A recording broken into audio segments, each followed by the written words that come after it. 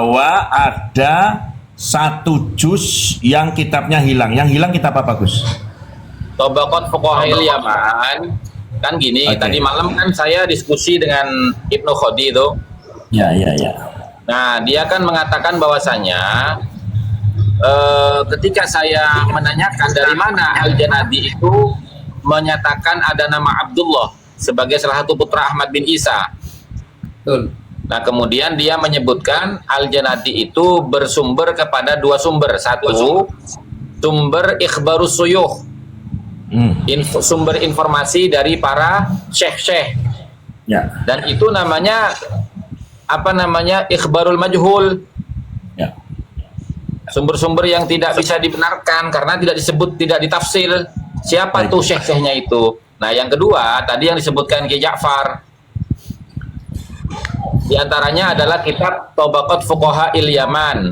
Itu kan ada 3 jilid. Nah, jilid pertama, jilid kedua tidak sama sekali menyebutkan keluarga Ba'alawi. Nah, katanya di jilid ketiga, ketika ditanya mana ada nggak kitabnya, kitabnya terbakar. Sebentar, Gus. Yang katanya ada di jilid ketiga itu kata siapa, Gus? Al-Janadi. Baik. Nah, Al-Janadi berarti yang pengarang kitab Tabaqati Ahli Yaman ini. Itu abad berapa? Bukan. Al-Janadi itu yang mengarang kitab As-Suluk gitu loh. Saya bertanya, As-Suluk itu dapat informasi dari mana? Katanya As-Suluk dapat informasi dari 2 sumber. Satu, Ikhbarus Suyukh. Yang kedua, dari 3 kitab. Di antaranya Tabaqat Fuqaha'il Yaman pada juz 3. Tapi kitab juz 3-nya itu terbakar gitu loh. Baik. Al-Janati di Suluk menstandarkan bahwa informasinya dari kitab Tabaqat Fuqaha'il Yaman, tetapi ternyata salah satu kitabnya hilang kebakar, lalu di roasting oleh yang punya Rosail. Pertanyaan saya gini, Gus, Rosail itu abad berapa, Al-Janati berapa, Tabaqat berapa? Biar lengkap datanya, Gus. Bukan di roasting sama Rosail. Rosail tidak merosting Al-Janadi, tapi Rosail itu menjelaskan bagaimana metode-metode di dalam menetapkan nasab, metode-metode di dalam membatalkan nasab, dan sebab-sebab nasab itu diragukan gitu loh. Itu. Nah, ternyata pernyataan Al-Janadi yang disampaikan oleh Ibnu Khodi itu termaktub di dalam kitab Rosail ketika menjelaskan sebab-sebab nasab itu diragukan gitu loh. Baik, Rosail abad berapa itu, Gus? Duh, ini tidak ada kaitannya dengan abad. Ini kitab nasab kontemporer. Iya, enggak, maksudnya biar untuk informasi tambahan aja. Rosail pengarangnya siapa? Baik. Rosail itu kitab kontemporer, Kiai. Yang menulis itu Said Hussein bin Haidar Al-Hashimi gitu loh. Nah, ini Rosail ini adalah beberapa ringkasan-ringkasan dari standar kaidah-kaidah nasab gitu loh, baik dalam menetapkan, membatalkan, dan dilalah yang menyebabkan nasab itu menjadi diragukan gitu loh. Ya, saya sampaikan Kiai Wali TikTok kepada skincare karena saya tertarik. Ini kayak skincare ini ya termasuk dari golongan mahasiswa yang mau bermujahadah, yang mau berjuang, iya, untuk pergerakan penelitian nasab yang sedang menjadi polemik di negeri kita ini gitu. Jadi ini biar jadi tambahan ke skincare. Itu cari As-Suluk itu punya Janadi, pas kitab Fuqaha Al-Yaman itu punya Al-Jaddi. Itu cari di Google banyak. Barangkali ada tambahan referensi nanti untuk skincare dan kawan-kawan mahasiswa. Kemudian jurusan apa? Kemudian Al-Bayinahnya tadi yang disampaikan Gus Hasan dari kitab Rosail fi Ilmin Nasab. Ini kan nanti menjadi kunci kan seperti itu. Iya. Ya, Mas Skincare itu jurusan apa? Kami jurusan hukum, Gus. Oh, hukum. Kok tertarik bahas tentang nasab? Ya, hukum itu kan meliputi semuanya, Gus, ya. Iya, paham. Maksudnya kok ya, jadi ada hukum internasional, hukum Islam. Jadi dosen-dosen kami itu juga sama, ya. Terus bukan tertarik sebenarnya, Gus. Awalnya tidak tertarik kami itu. Kan kami itu kan saat ini kebetulan kan dari semua jurusan itu kan jadi satu karena kami sedang KKN. Nah, kami kan harus bikin jurnal juga. Nanti selesai tanggal 16 September besok. 40 hari kami di awal mulai KKN tanggal 5 Agustus kemarin. Nah, terus dari bahasan-bahasan kami kemarin itu, kami mencoba yang dari IT juga meneliti, cari oh ini editan, oh ini benar, kan seperti itu. Yang dari fakultas yang lain seperti saya itu juga mencari sumber-sumber di mana nanti ada hukum yang bisa diterapkan di sini seperti di Arab Saudi contohnya. Waktu saya ke sana saat itu kan kebetulan saya ada teman yang sudah lama bermukim di Mekah ya, itu asli orang Lombok ya. Saya mencoba bertanya, nek di sini itu di Mekah Madinah ini gimana Pak Yayi kaitan tentang ini zuriat Nabi. Padahal itu saya tanya waktu sudah tahun 2023 akhir ya itu. Nah di sini dijelaskan oleh beliau kalau di Arab Saudi sini sendiri ya, ini tidak ada satu zuriat Nabi pun yang menunjukkan dirinya itu zuriat Nabi, karena di sini itu ada aturan ketat. Kalau ada orang yang mengaku zuriyah itu pasti dari otoritas Arab Saudi ini tidak menunda untuk menindaklanjuti, pasti akan langsung didatangi, dimintai bukti-bukti saksinya daripada pengakuannya, dan nanti akan dikirim ke majelis-majelis di mana nanti akan diteliti dan diverifikasi. Setelah diteliti terus diverifikasi itu akan dilemparkan ke hakim ya. Ada hakim di sana, ada hakim yang memutusi dan menilai kesohihan tadi Gus, seperti itu, dan akan ditetapkan. Kalau di sini kan tidak ada. Lah makanya mungkin saja kami akan mengkaji bisa enggak kira-kira, saya kemarin sama dosen hukum kita ya, kebetulan kan salah satu ketua Peradi di Jawa Tengah, itu salah satu dosen kami, untuk bisa enggak Pak kira-kira hukum yang ada di Arab Saudi itu diterapkan di Indonesia, karena ini ada polemik seperti ini. Bisa saja dengan banyak alasan dan banyak dukungan, nanti pasti akan ada yang bisa diterapkan dengan seperti referensi-referensi yang bisa menimbulkan satu aturan seperti itu. Begitu Gus. Mudah-mudahan bisa. Universitasnya apa ini? Kampusnya mana? Saya ada di Kota Boyolali Gus. Kebetulan kami sedang KKN di kaki Gunung Merbabu Gus. Joko ya? Gimana Gus? Dekat dengan Kiai Joko ya?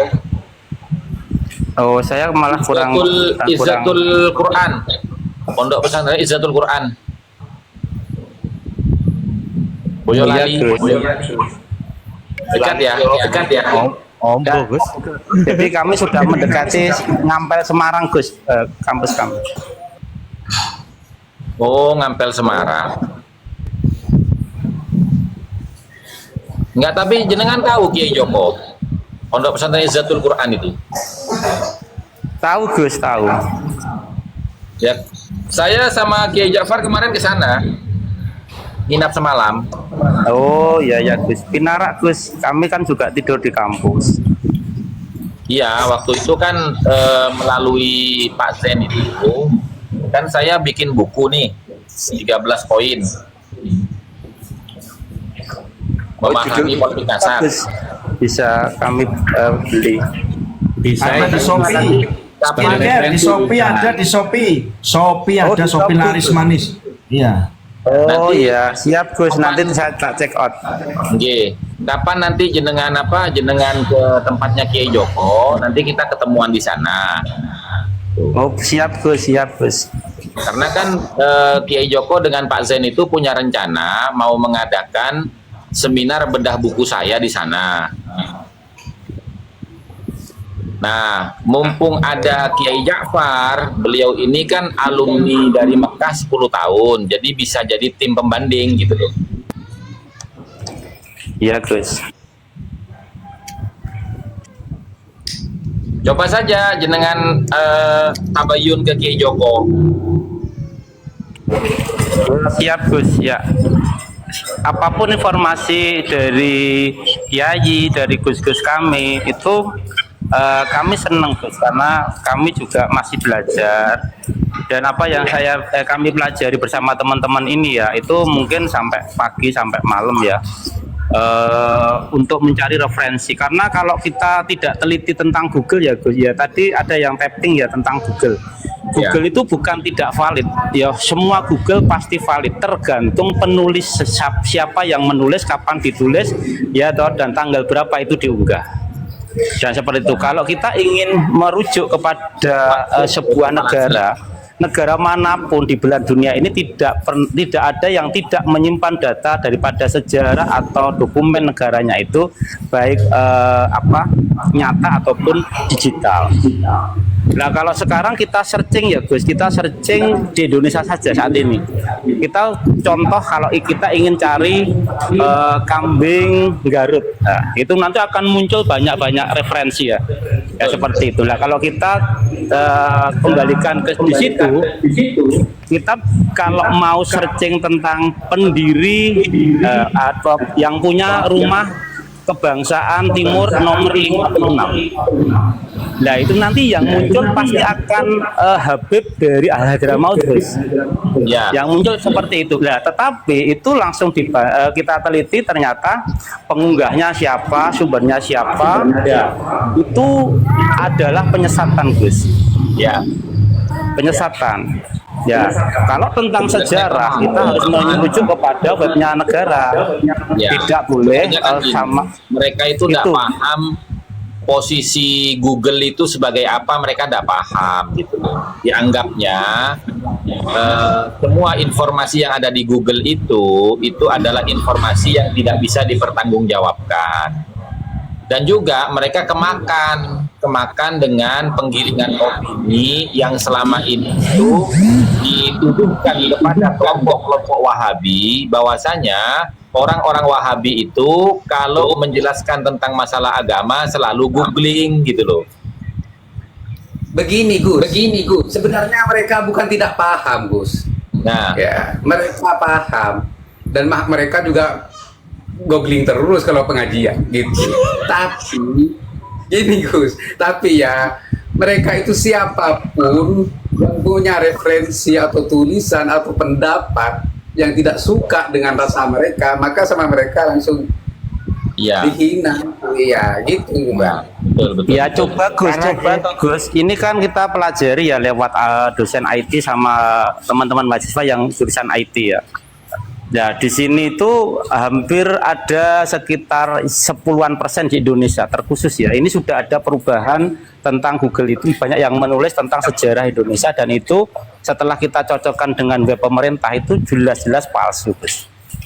Dan Ya. ini masif sekali. Ini kan nanti seandainya terus daripada ada beberapa buku juga, beberapa buku ya, saya kan tidak sedang di depan komputer. Ada beberapa buku yang sudah beredar masif juga di kalangan pesantren, bahkan sekolah-sekolah MI seperti itu, yang ditulis daripada kalangan habaib ini ternyata.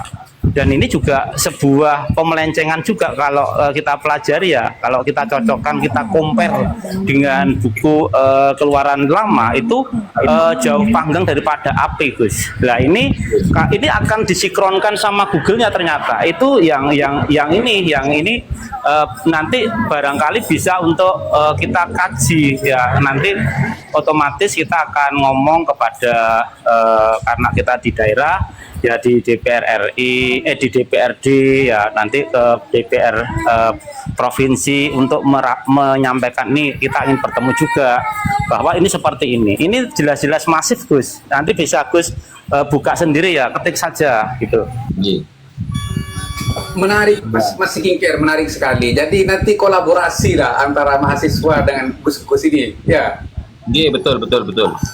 Makanya kan gini tadi Kiai Ja'far, rencana yang dibangun oleh Kiai Joko dan Pak Zen itu untuk mengadakan seminar bedah buku tentang 13 poin memahami polemik nasab itu bisa direalisasikan di kampusnya Bang Skincare ini misalkan gitu loh, sehingga nanti para kiai-kiai muda dan gawagis muda itu bisa berkolaborasi dengan para akademisi gitu loh.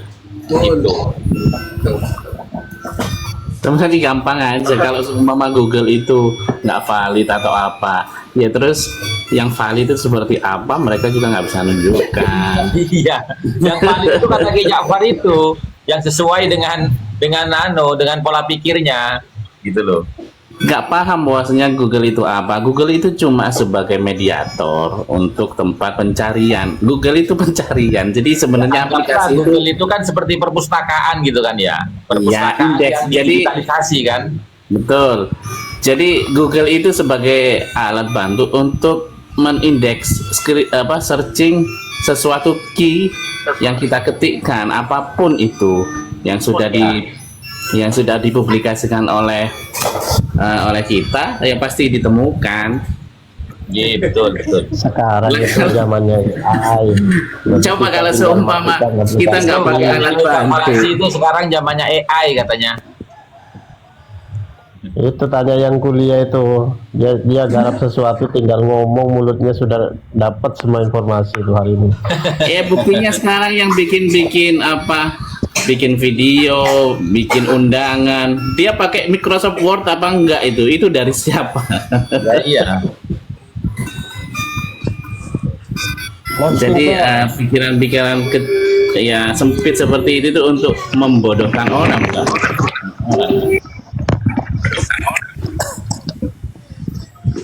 Assalamualaikum warahmatullahi wabarakatuh. Waalaikumsalam warahmatullahi wabarakatuh. Ya, ini kebenaran ada Kang Hasan. Jadi gini Gus Hasan, mau nanya, apa tanggapan Kang Hasan daripada lawan beda persepsi atau beda tafsiran tadi malam tentang framing yang mengatakan ketika dia live tadi mengatakan Kang Hasan itu kabur. Iya, tadi jadi pembahasan cukup luas ya di roomnya Ninja Hattori. Jadi dikatakan Kang Hasan ini menghindar, tuh. Jadi ada sedikit titik pembohongan ya daripada Ibnu ya. Tolong dijelaskan biar mereka yang di bawah itu mendengarkan gitu. Iya, betul. Di malam itu kan sudah saya klarifikasi bahwasanya saking semangatnya saya mungkin sampai saya lupa kalau baterai saya lowbat dan nggak saya cas. Jadi HP-nya mati langsung rungkat. Tapi kan saya ganti dengan HP satunya langsung saya live lagi dan saya tunggu Ibnu Khodi untuk naik gitu loh. Itu nggak berselang lama loh. Begitu rungkat saya langsung live lagi gitu loh. Begitu. Tapi tadi di framingnya luar biasa sampai banyak pertarungan pembahasan itu sama santri bersarung juga itu. Ya, namanya framing bisa-bisa aja. Anggap aja Gus Hasan belum sempat masuk akun TikTok yang mati itu kan sebenarnya bisa aja HP yang baru itu yang akun yang lama yang mati. Iya, tetap akunnya tetap. Kalau kita bisa nerima ya. Kalau kita bisa nerima, tapi orang itu kan namanya sudah terlanjur live tadi sudah menyampaikan omongan-omongan seperti itu, kemudian kita tanyakan tuh klarifikasi maksud antum ini apa gitu loh. Ya biarin aja, orang punya otak apa enggak dikasih tahu nggak paham harus biarin. Memang begitu Gus Saloka, memang begitu akhirnya mereka. Framing itu, contohnya dulu Kiai Galib dengan Wafi. Kiai Galib dengan Wafi itu Kiai Galib bukan kabur, bukan tidak mau, tapi ada permintaan Kiai Galib yang harus dipenuhi oleh Wafi. Nah, itu akhirnya Wafi sombong-sombong di framing itu Kiai Galib takut debat sama Wafi kan gitu. Nah, ini juga isu yang terbaru. Ya, yang terbaru nih kayak nggak mau hadir ke undangan RA itu sudah sudah di apa? Di framing oleh mereka kayak Iman Al-Kaburi katanya. Ya, padahal kan tidak seperti itu kan kenyataannya. Itu. Saya ada informasi baru nih, ya, acara UIN di Wali Songo. Ya mereka itu cuma bisanya kan begitu. Kemungkinan dari perwakilan klan itu mau datang, cuma menghubungin moderator, menghubungin panitia. Ya boleh datang, tapi bahasnya sejarah. Kalau nasab kita nggak mau, begitu sih. Oh, Yang di mana? selesai kalau gitu. Ya memang tipe-tipe itu yang tadi kita bahas atau Wali TikTok yang dijelaskan memang dari lama. Gus Jazuli juga udah naikin kan terkait upaya untuk legitimasi dirinya sendiri Ambung sebagai duriya gitu kan. Sebenarnya kalau seumpama dia nggak duriya, nggak diakui orang, secara hakiki kalau duriya ngapain susah-susah harus ngaku-ngaku, biarnya aja. Masalahnya kita ini kan memberitahu ke masyarakat luas, apalagi yang belum paham betul tentang kebenaran sambung sanad, sambung apa namanya darah itu seperti apa. Ya, makanya sekalipun Muhyiddin yang dibawa-bawa, yang TP-TP itu ada. Coba mana ada yang bisa menunjukkan data gitu yang valid, gitu yang bisa meyakini kita bahwasanya ketersambungannya Ba'alawi ini sahih. Sampai detik ini pun nggak ada, cuma framing-framing kok. Kemampuannya mereka itu hanya framing-framing saja. Sepertinya Muhyiddinnya udah berkurang. Ya, Ini yang dibawa-bawa ini sebenarnya Habib, cuma pakai akun nggak jelas aja sebenarnya.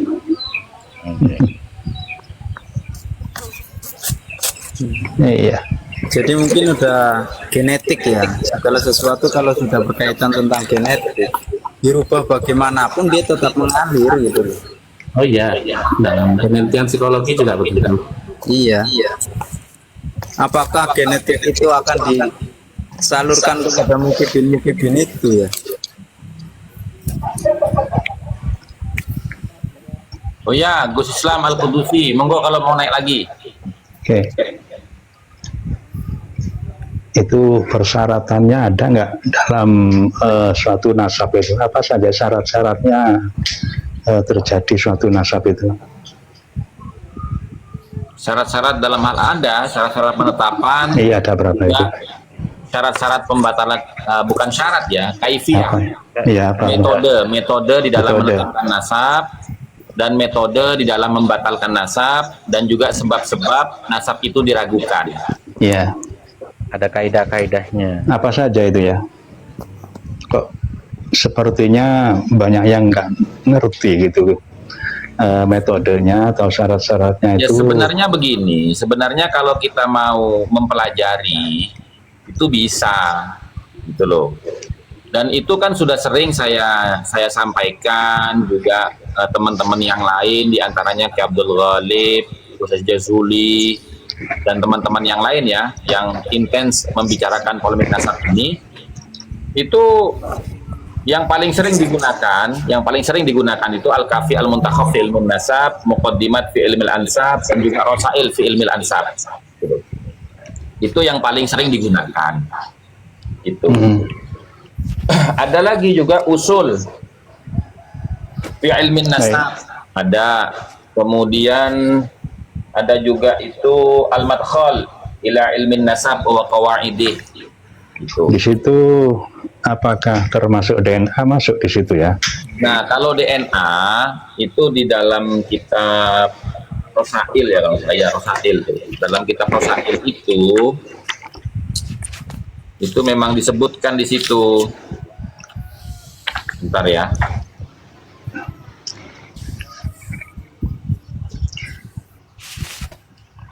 Karena itu sebagai rujukan utama bagi Muhyiddin siapa Pak Yai Imad itu harus mengetahui kan gitu. Oh, di dalam kitab ini, dalam kitab Muqaddimat fi Ilmil Ansab pada halaman 179 sampai 181 itu jelas. Saya bacakan singkat aja ya. annal basmatal wirathiyata tu'addu minal qara'inil qawiyyah ad-dallati ala idharil haqiqati 'inda al-istibah sawa'un bi tahdidil ansab aw at-ta'arrufi 'ala al-mujrimina aw ta'yinil ashkhasi 'inda ikhtilatil ajsami wal ashla'i war rumami 'inda al-warasi ammatin al-hara'iqi wa nahwiha. Bahwasanya tes DNA itu termasuk daripada bagian data-data pendukung yang menunjukkan kepada tampaknya kebenaran ketika terjadi kerancuan. Begitu juga di dalam meluruskan nasab atau mendeteksi para pelaku kriminal atau untuk menentukan orang-orang yang terjadi percampuran jasad ketika terjadi bencana atau terjadi kebakaran. Iya. Jadi untuk menentukan siapa-siapanya itu pakai DNA bisa gitu loh. Nah, Itu basmah. natijahnya di sini dalam pola nasab ini adalah indal istibah ketika terjadi kerancuan. Sawaun bitahdidil ansab. Ya, demikian juga untuk meluruskan nasab. Jadi kalau ada polemik nasab, ya, maka boleh menggunakan tes DNA sebagai data pendukung. Itu di situ apakah keterangannya ada dalam kitab itu tentang berapa dekade bisa ditentukan dalam kenasaban DNA tersebut? Kalau di sini Nggak ada kan ya? ada, Ya tolong. kalau di sini ada. Berapa dekade? Di sini bahkan dikatakan begini, hatta law kanat li sulalatin ba'idatin. Iya baik di situ berapa anu? Ya kalau di sini kalau bahasa ba'idatin itu bisa jauh gitu. Cuma kan pakar-pakar DNA itu menyatakan bahwasanya untuk 1000 generasi ke atas, 1000 tahun ke atas itu kesulitan. Gitu. Masalahnya begini, kan Nabi Adam terdeteksi katanya Enggak, gini Pak, kan jangan gitu ya. terlalu jauh ke Nabi Adam Kak. Kalau bicara polemik nasab tentang DNA itu jangan terlalu jauh ke Nabi Adam. Iya terus. Gampangnya begini, ya kan? Kita bisa menjadikan sampel DNA orang-orang yang sudah terkonfirmasi secara sabit melalui kaedah-kaedah nasab, ya, sebagai zuriyahnya Kanjeng Nabi. Nah, itu bisa jadi sampel, ya kan? Kalau seumpamanya orang yang mengaku sebagai bagian dari keluarga tersebut ternyata setelah tes DNA itu ada kemiripan atau kesamaan DNA-nya dengan orang yang diaku, maka sudah clear. Begini Mas, maksudnya itu dari Nabi Adam kan A, kemudian turunnya ke Nabi Muhammad bisa J, itu runtutannya kemana kok bisa berubah begitu? Saya nggak mengerti, tentang banyak orang yang nggak Kalau ngerti masalah saya itu. mau berbicara itu ya ke pakar DNA, bukan di Komal TikTok, Pak. Tapi kalau panjenengan mau mengambil sampel pembahasan polemik nasab, ya saya jelaskan tadi. Oh gitu. Oh iya. Iyalah, kalau mau menjerumuskan yang lebih detail ya harus ke pakarnya. Gitu Karena ya. bukan kapasitas kita di situ. Iya, Menggunakan sebenarnya DNA itu tidak masuk di dalam rujukan utama menetapkan nasab seorang. DNA begitu itu ya. hanya sebagai data pendukung. Garis di bawah itu Pak. Tahu Garis bawahi. tentang DNA, silakan Japri Adipati Aryo, nanti dikasih nomor WhatsApp-nya Pak Sugeng Raja. Oh begitu. Iya, ya. Iya. Tapi Ini terkait akun baru ada Rokin Pentagon, ada Topik Pentagon, ini nggak paham saya ini.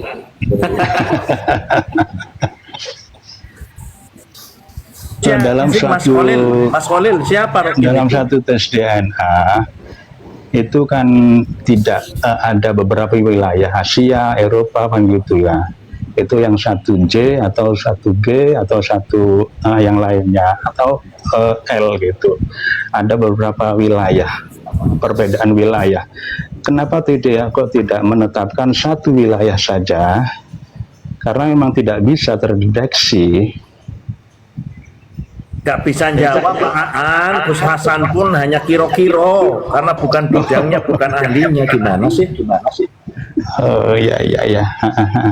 Sampai itu aja Japri sama Adipati Aryo, nanti dikasih nomor WA-nya Pak Sugeng, selesai. Tadi itu saya hanya menjawab pertanyaan sampean, adakah pembahasan yang berkaitan dengan DNK